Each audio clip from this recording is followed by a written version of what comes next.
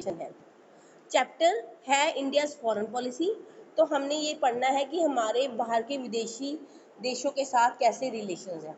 तो let us start this chapter. International context. कहते India was born in a very trying and challenging international context. कि India का जो जन्म हुआ है वो उस टाइम हुआ। बॉर्न का मतलब क्या है, जब इंडिया का जन्म तो तभी हुआ ना जब इंडिया को इंडिपेंडेंस मिली, है ना। अरे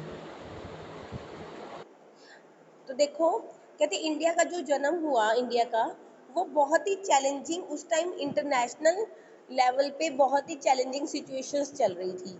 देखो इंडिया 1947 में इंडिपेंडेंट हुआ और 1945 में सेकेंड वर्ल्ड वार खत्म हुई है। तो उस टाइम वर्ल्ड में क्या चल रहा था, वर्ल्ड में, पूरे वर्ल्ड में वर्ल्ड वॉर खत्म होके चुकी थी। ठीक है, वर्ल्ड वॉर खत्म हो चुकी थी। तो इट मीन्स ये वो टाइम था जब पूरा वर्ल्ड विटनेस कर रहा था एक बहुत ही डिवास्टिंग वॉर, एक बहुत ही बुरी वॉर से पूरा वर्ल्ड निकल के चुका था। उस टाइम इंडिया का जन्म हुआ था और उस टाइम सारा जो देश है, सारा जो वर्ल्ड है, वो रिकंस्ट्रक्शन के इशू के साथ ग्रैपलिंग कर रहा था, स्ट्रगल कर रहा था। ग्रैपलिंग का मतलब होता है हैंड टू हैंड स्ट्रगल, बहुत मुश्किलों से। देखो पूरा वर्ल्ड टूट फूट गया था, पूरे यूरोप में तबाही मच गई थी। तो हर जगह रिकंस्ट्रक्शन होनी है, जो इमारतें गिरी हैं, जो सड़कें टूटी हैं, तो रिकंस्ट्रक्शन होनी है हर जगह। तो पूरा वर्ल्ड रिकंस्ट्रक्शन के मुद्दे से जूझ रहा था, कोशिश कर रहा था कि रिकंस्ट्रक्शन हो जाए। Yet another attempt to establish an international body was underway. और एक और प्रॉब्लम थी उस टाइम वर्ल्ड लेवल पे, वो ये थी कि कोई एक मजबूत इंटरनेशनल बॉडी होनी चाहिए जो फिर से वर्ल्ड वार ना होने दे। एक अटेम्प्ट करना था किसी अच्छी इंटरनेशनल बॉडी को बनाने का जो फिर से वर्ल्ड वॉर ना होने दे। Many new countries were emerging. और ऊपर से एक और चीज़, जैसे इंडिया अंग्रेज़ों का गुलाम था, ऐसे ही बहुत सी यूरोपियन कंट्रीज़ ने बहुत से देशों को गुलाम बना रखा था। तो उसे कहते हैं क्लोनलिज्म, बस्तीवाद। तब अब जब यूरोप में उन देशों का बुरा हाल हो गया, इंग्लैंड टूट फूट गया, फ्रांस टूट फूट गया, वहाँ पे वर्ल्ड वार का बहुत बुरा असर हुआ, तो उन लोगों ने हमारे देशों को इंडिपेंडेंस दे दी। तो उस टाइम बहुत सारे न्यू कंट्री ऐसे थे, जो न्यू कंट्री बने थे जहाँ पे क्लोनलिज्म कोलैप्स हुआ था। क्लोनलिज्म कोलैप्स होने का मतलब है, जैसे हम कहेंगे कि इंडिया में से ब्रिटिशर्स चले गए। ओहो, हाँ जी। अब नेक्स्ट देखते हैं बेटा। तो कहते हैं, अब मैंने अब तक आपको क्या बताया है कि पूरे वर्ल्ड में वॉर का इफेक्ट आ रहा है, पूरे वर्ल्ड को रिकंस्ट्रक्ट करना है। दोबारा शुरू करो, ओके। देखो फिर दोबारा से देखो, कहते इंडिया जो है, इंडिया का जब जन्म हुआ 1947 में, तब उस टाइम पूरे इंटरनेशनल लेवल पे बड़ी चैलेंजिंग कंडीशंस थी। पूरे वर्ल्ड में उस टाइम बहुत बुरा हाल था। क्यों था? क्योंकि 1945 में सेकेंड वर्ल्ड वार खत्म हुई है। तो पूरा वर्ल्ड एक बहुत बुरी वॉर देख के चुका था एंड वॉज ग्रैपलिंग। और वो ग्रैपलिंग का मतलब होता है hand to hand struggle, struggle कर रहा था रिकंस्ट्रक्शन के लिए। फिर से कोशिश कर रहा था कि रिकंस्ट्रक्शन हो, वर्ल्ड को फिर से बनाना था और इंटरनेशनल बॉडीज़ को भी एस्टेब्लिश करना था, किसी अच्छी इंटरनेशनल बॉडीज़ को। और बहुत से कंट्रीज़ को उसी टाइम आज़ादी भी मिली थी, क्योंकि बहुत सी यूरोपियन कंट्रीज़ ने अपना कंट्रोल छोड़ दिया था अपनी बस्तियों के ऊपर, जैसे कि इंडिया के ऊपर इंग्लैंड ने अपना कंट्रोल छोड़ दिया। And most new nations were trying to come. अब जो नए देश बने हैं, जैसे इंडिया एक नया देश बना है, पाकिस्तान एक नया देश बना है, वहाँ पे चैलेंजेस हैं उन देशों को भी। उनको क्या चैलेंजेस हैं? उन्होंने दो काम करने हैं। हाँ जी बच्चे, उन लोगों को दो काम करने हैं, एक तो उनको वेलफेयर करना है, एक उनको डेमोक्रेसी लानी है। एक तो इन देशों को, इंडिया पाकिस्तान जैसे जो देश हैं जो अभी अभी आज़ाद हुए हैं, उनको अपने देश के लोगों के लिए वेलफेयर भी करना है और अपने देशों में डेमोक्रेसी भी एस्टेब्लिश करनी है। तो उस टाइम इंडिया जो है उसकी फॉरेन पॉलिसी कैसी होगी, ये मायने रखती है ना बात। तो इंडिया की फॉरेन पॉलिसी रिफ्लेक्ट करती थी ऑल दीज कंसर्न। इन सब बातों की तरफ इंडिया की फॉरेन पॉलिसी ने ध्यान रखा। In the period immediately after independence, जब हमारा देश आज़ाद हुआ उसके एकदम बाद इंडिया ने अपनी फॉरेन पॉलिसी बहुत ही सोच समझ के बनाई, इन सब बातों को ध्यान में रख के बनाई। Apart from these factors at a global level, India had its own share of concern. अब कहते ग्लोबल लेवल की बात को तो साइड पे रख दो, ऊपर वाली बात तो हमने पूरे वर्ल्ड की है ना, उसके बिना इंडिया की अपनी भी कुछ प्रॉब्लम्स थी, अपने भी कुछ कंसर्न थे इंडिया की। वो क्या कंसर्न थे? एक तो ब्रिटिश गवर्नमेंट ने पीछे अपनी लीगेसी छोड़ दी थी, बहुत सारे इंटरनेशनल डिस्प्यूट छोड़ दिए थे। देखो अब नरेंद्र मोदी की सरकार कुछ कर जाए तो अगली आने वाली सरकार को पिछली सरकार की किए हुए इंटरनेशनल रिलेशंस को निभाना ही पड़ेगा, इंटरनेशनल डिस्प्यूट्स को निभाना ही पड़ेगा। तो ब्रिटिश गवर्नमेंट ने हमारे देश में जो इंटरनेशनल डिस्प्यूट किए हुए थे वर्ल्ड लेवल पे, वो भी अब इंडिया की सरकार को हैंडल करने थे, इंडिया की नई बनी सरकार को हैंडल करने थे, पहली प्रॉब्लम। दूसरी, हमारे देश की पार्टीशन ने हमारे देश के ऊपर और प्रेशर डाल दिया था, देश दो भागों में डिवाइड हो गया था। और उसके बाद हमें हमारे देश में पॉवर्टी को भी ख़त्म करना था, वो भी एक ऐसा चैलेंज था जिसको पूरा करना ज़रूरी था। तो this was the overall contest in which India started participating in the world affair. अब ऐसे टाइम में जब हमारे अपने देश में इतनी मुश्किलें हैं, ऐसे टाइम में हमें पूरे वर्ल्ड के साथ भी पार्टिसिपेट करना है, एक इंडिपेंडेंट नेशन के तौर पे, क्योंकि अब हमारा देश आज़ाद हो गया तो हमें अपनी फॉरेन पॉलिसी भी बनानी है, हमने बाकी देशों के साथ कैसे रिलेशन रखने हैं वो भी हमें सोचना है।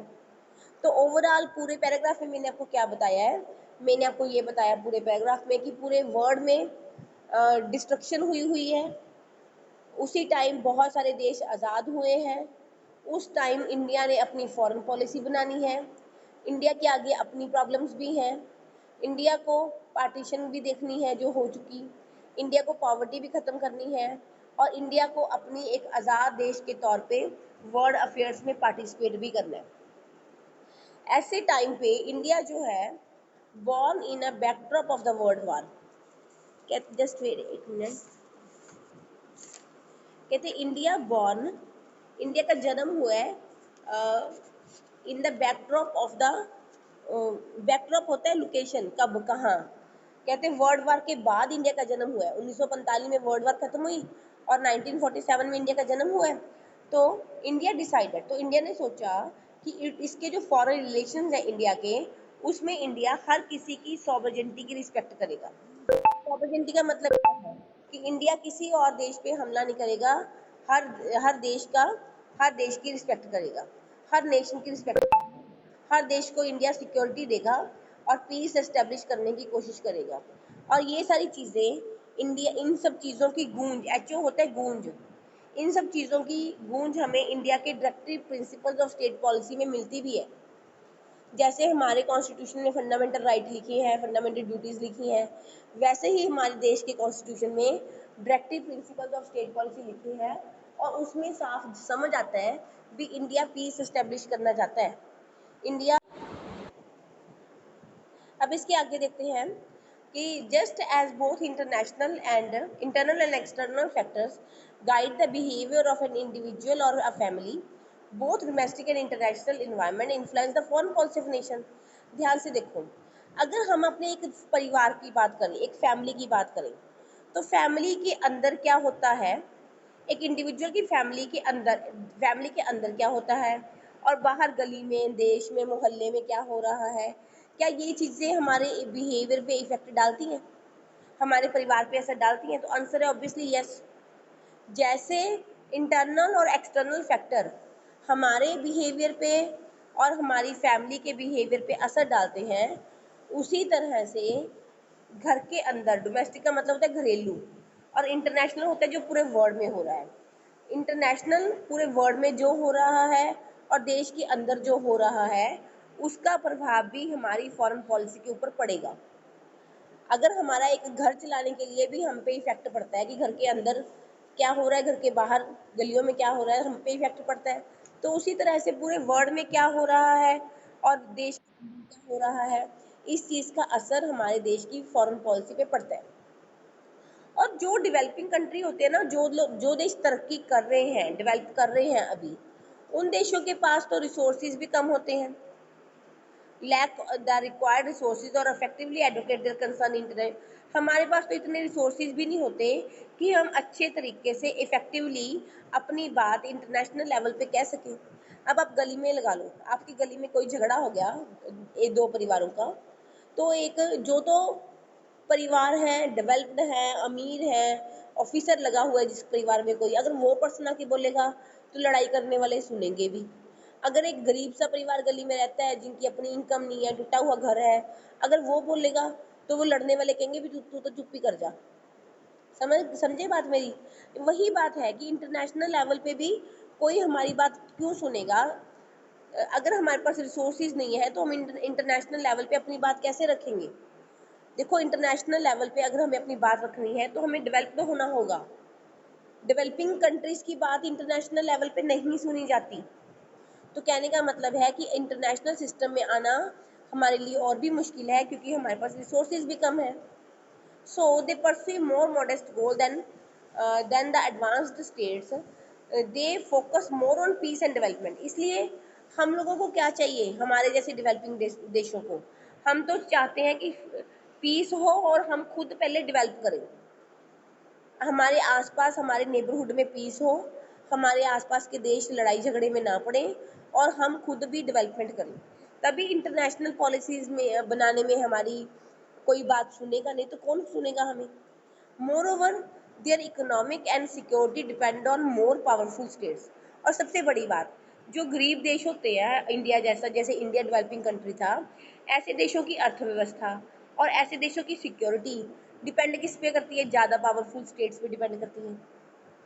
अब जैसे इंडिया और पाकिस्तान की वॉर हुई थी तो हमें इंडिया को रशिया से हेल्प लेनी पड़ी थी, तो हमारी सिक्योरिटी किस पे डिपेंड करती है? हमारी सिक्योरिटी और पावरफुल कंट्रीज पे डिपेंड करती है। जो पावरफुल कंट्रीज हमें पैसा देती हैं, एड देती हैं, हमें उधार देती हैं, पैसा उधार देती हैं तरक्की करने के लिए, तो इसका मतलब क्या है कि the result in the division of countries, हमेशा पूरा वर्ल्ड जो है उसकी डिवीजन हो जाती है, कंट्रियां आपस में बट जाती हैं। और वही हुआ था 1945 के बाद, जब फर्स्ट वर्ल्ड वॉर खत्म हुई, पूरा वर्ल्ड टू कैंप्स में डिवाइड हो गया। देखो ध्यान से, ये एक गरीब कंट्री है, ये गरीब कंट्री है, ये गरीब कंट्री है, ये सारी गरीब कंट्रियां हैं। अब मैंने रेड कलर से बना दी अमीर कंट्रियां, डेवलप्ड कंट्रियां। अब ये वाली जो गरीब कंट्री है, ये वाली जो गरीब कंट्री है, इसे अपनी इकोनॉमिक तरक्की के लिए इस कंट्री से पैसा लेना पड़ गया। इस गरीब कंट्री ने इससे पैसा ले लिया, इस गरीब कंट्री ने इससे पैसा ले लिया, समझ गए? ठीक है, इस गरीब कंट्री ने इससे पैसा ले लिया, इसने इससे पैसा ले लिया, इसने इससे पैसा ले लिया, तो ये अलग अलग पार्ट्स में पूरा वर्ल्ड डिवाइड हो गया ना। तो ऐसे ही पूरा वर्ल्ड उस टाइम टू पार्ट्स में डिवाइड हो गया था। एक था यूएसए, एक था, एक मिनट, यूएस, और दूसरा था यूएसएसआर। बहुत सारी छोटी कंट्रियां, बहुत सारी छोटी कंट्रियों ने इनको चूज कर लिया था। कई कंट्रियां यूएस के साथ मिल गई थी और कई छोटी कंट्रियों ने यूएसएसआर से इकोनॉमिक एड ले ली थी, फायदे ले ली थी। इस तरह से पूरा वर्ल्ड दो गुटों में डिवाइड हो गया था, एक गुट इनका और एक गुट इनका। इनके गुट का नाम था नाटो, इन्होंने नाटो साइन की थी, इन्होंने वर्सा साइन किया था। ये मैं आपको पिछले चैप्टर में पढ़ा चुकी, पर ये फिर से पढ़ेंगे हम डिटेल में, ये सारी चीजें दोबारा से आएंगी इस चैप्टर में भी। ठीक है, तो निकला क्या, हल क्या निकला कि पूरा वर्ल्ड जो है वो टू पार्ट्स में डिवाइड हो गया। उसके बाद powerful one was under the influence of US, एक गुट यूएस के प्रभाव में चला गया और वेस्टर्न अलायंस में शामिल हो गया, और दूसरा गुट सोवियत यूनियन के प्रभाव में चला गया और वर्सा पैक्ट में ईस्टर्न अलायंस में शामिल हो गया। हमने इसके बारे में दूसरी बुक में भी पढ़ा है। पर इंडिया ने उस टाइम नॉन अलाइनमेंट मूवमेंट, अब पहली बार इस चैप्टर में वो बात आई है फॉरेन पॉलिसी की, कि इंडिया ने अपनी फॉरेन पॉलिसी क्या बनाई। तो इंडिया ने अपनी फॉरेन पॉलिसी बनाई नॉन अलाइनमेंट की। जैसे ही and, as you read there, the end of the cold war changed the context of international relations entirely, but when India achieved its freedom, कहते ये बात तो हमें पता है कि जब कोल्ड वॉर खत्म हो गई थी तब सारे इंटरनेशनल जो रिलेशन थे बदल गए थे। पर जब इंडिया आज़ाद हुआ उसी टाइम इंडिया को अपनी फॉरेन पॉलिसी बनानी पड़ गई थी। अब इंडिया बेचारा भी गरीब देश था, चाहता तो इंडिया भी किसी एक ग्रुप में शामिल हो जाता, अमेरिका से या यूएसएसआर से हेल्प ले लेता और उनके पार्ट में चला जाता। पर इंडिया ने अपनी फॉरेन पॉलिसी सोच समझ के बनाई, वो हम अगले पेज पे पढ़ेंगे कैसे बनाई।